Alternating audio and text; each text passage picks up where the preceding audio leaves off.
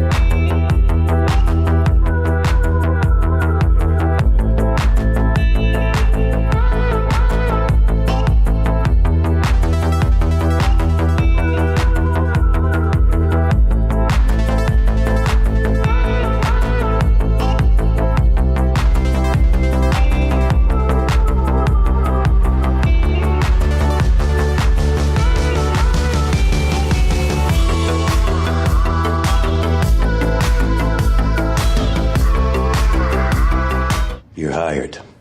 Shit.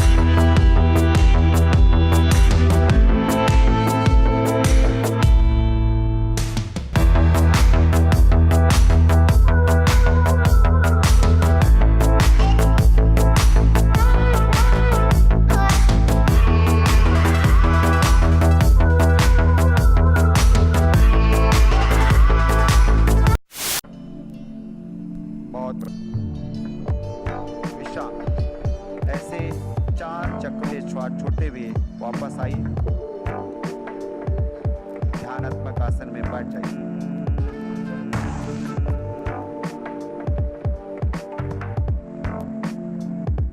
और एक बार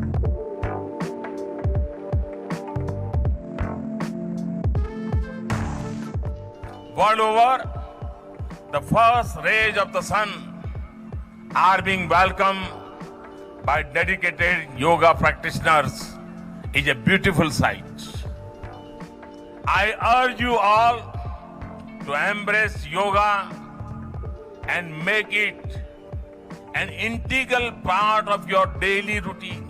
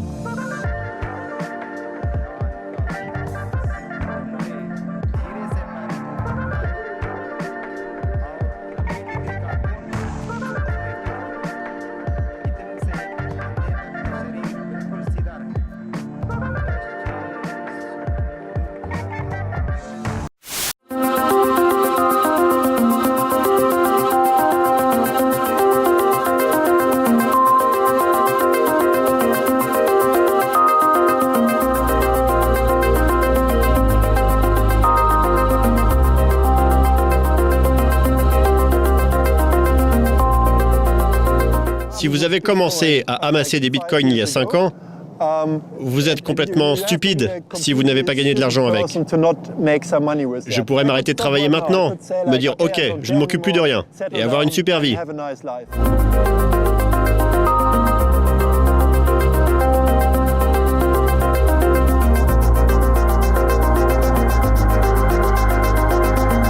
Si tu as des bitcoins, aucune institution ne peut saisir ton argent par la force. Aucune autorité ne peut bloquer tes paiements. Donc si tu es partisan de la paix, tu devrais aimer le bitcoin. Le bitcoin, c'est la monnaie de la paix. Le dollar et les autres devises, ce sont celles de la guerre et de la corruption.